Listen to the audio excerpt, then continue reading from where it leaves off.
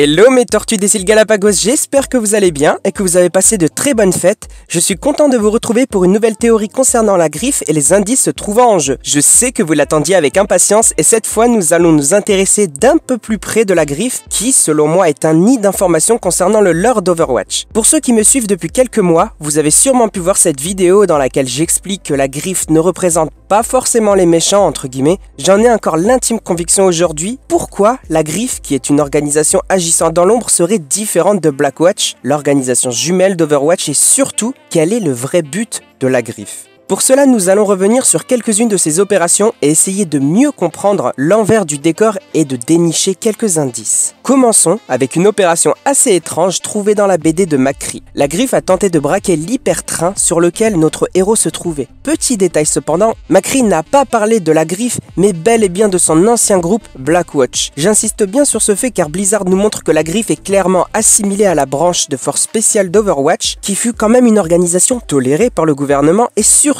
travaillant main dans la main avec Overwatch. Cela voudrait-il dire qu'il ne faut pas différencier la griffe de Blackwatch? Si tel est le cas, on pourrait comprendre que l'organisation de Faucheur continue toujours son activité malgré le fait qu'Overwatch fut suspendu. Ce comics nous montre également la façon d'opérer de Blackwatch qui est identique à celle de la cinématique de Winston. Le but de l'opération était de trouver cette espèce de bloc violet. Je ne sais absolument pas à quoi cela peut servir. Est-ce une sorte de source d'énergie? À quoi cela peut-il bien servir? Cette espèce d'énergie blanc à l'intérieur me fait vaguement penser à la boule d'énergie de l'arme de Zarya. Si tel est le cas, cela pourrait nous donner un début d'explication concernant l'attaque de Volskaya qui dispose sûrement de cette énergie car le mecha a l'air de disposer de cette technologie. Est-ce pour cela que la griffe a tenté de s'en prendre à Katia Volskaya? Ou bien afin de récupérer cet autre cube? Il a l'air de devoir alimenter un mecha assez puissant comme nous pouvons le voir sur les plans. Ce mecha fait également partie de l'énigme de son bras. À quoi pourrait-il correspondre selon vous? Moi personnellement, cela me fait penser à cette petite théorie concernant le leak de Bria. N'avez-vous pas remarqué tous ces posters sur les différentes maps, comme à Gibraltar, à Namura, à Castillo, etc. etc. J'ai comme l'impression que ce mecha pourrait voir très prochainement le jour avec cette fameuse petite Bria. De plus, saviez-vous qu'un comics fut annulé en 2016 concernant l'insurrection Omniac? Ce comics s'appelait First Strike. Excusez mon anglais, et nous pouvions voir ceci sur la couverture. Et oui, ce n'est pas un fan-made, mais bel et bien des personnages créés par Blizzard. Le comics fut annulé pour ne pas perturber la sortie des autres héros et la continuité du lore, mais est-ce qu'en réalité, ces fameux personnages ne sortiront pas plus tard? Nous avons encore beaucoup de questions et cela verra très prochainement le jour car, comme vous l'avez sans doute vu, nous avons eu droit à un premier teasing de Jeff concernant le héros 27. Me and the Overwatch team are very excited and very proud to announce that the next Overwatch hero is going to be...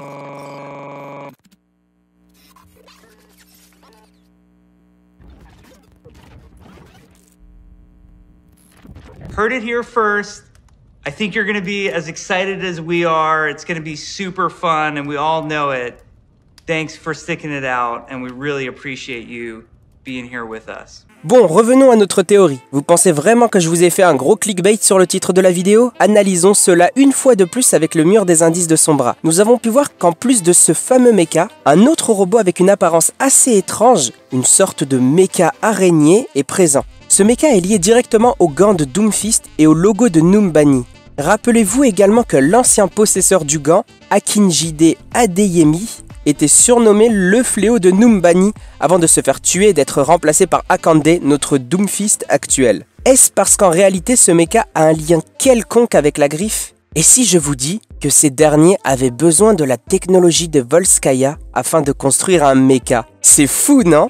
Vous savez, il y a une forte possibilité pour que ça arrive. Dans le comics Le Destructeur, Torbjörn a dû affronter un robot colossal. Sven était aux commandes de ce robot titanesque dans le but de détruire une ville avant d'être arrêté par Torbjörn. Sven ne faisait pas partie de la griffe aux dernières nouvelles, mais cela laisse une possibilité de voir d'autres grands mechas commandés par des humains. Cette méthode pourrait tellement être appliquée de nouveau dans le but de donner une plus grosse force de frappe à cette organisation. Là, vous êtes à deux doigts de me dire que c'est tiré par les cheveux et qu'il n'y a jamais eu de mecha en lien avec le jeu actuel, hors Volskaya et à la rigueur à Junkertown. Mais en êtes-vous bien sûr? Nous sommes le courage.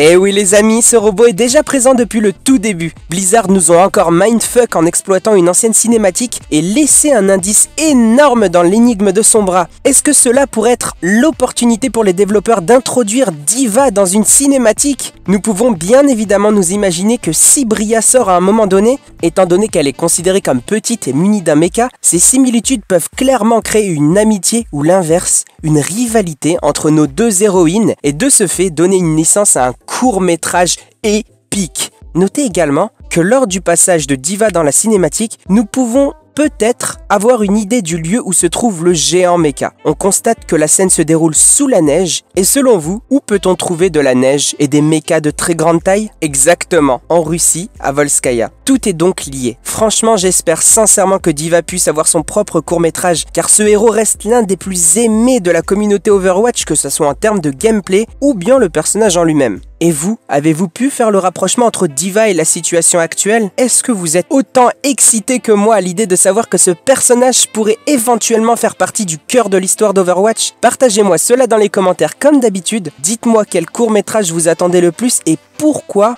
car ça m'intéresse énormément. Je compte sur vous pour péter la barre de pouce bleu comme d'habitude si vous avez aimé. C'est 3 fois rien mais ça permet à ma chaîne de gagner en visibilité et de vivre. Donc n'hésitez pas, ça m'encourage énormément. N'hésitez pas également à vous abonner si ce n'est pas déjà fait, pour faire partie de notre grande communauté. En parlant de communauté, sachez que mon Discord sera donné dans la vidéo FAQ. Pour tester un peu les rôles, les bots, etc.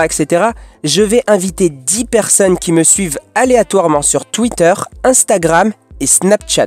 Ne m'envoyez pas de message privé pour cela car je vous en enverrai moi-même par MP pour vous proposer de venir si vous avez été sélectionné, afin de laisser une chance à tout le monde. Il y aura bien entendu, comme d'habitude, 15 filles et 15 gars. Ces personnes pourront donc venir en avant-première sur mon Discord pour papoter un petit peu tous ensemble, et puis cela m'aidera également à paramétrer et à mieux gérer le Discord. Avant sa sortie. La prochaine vidéo devra arriver très rapidement après celle-là, car Yu Yu reprend du service mes cocos et ça va chier des bulles. Je vous fais de gros bisous et merci à la MIF de me soutenir au quotidien. Je vous souhaite de passer de très bonnes fêtes ainsi qu'à vos proches. On se dit à très vite, cœur sur vous et n'oubliez pas, je vous aime la MIF.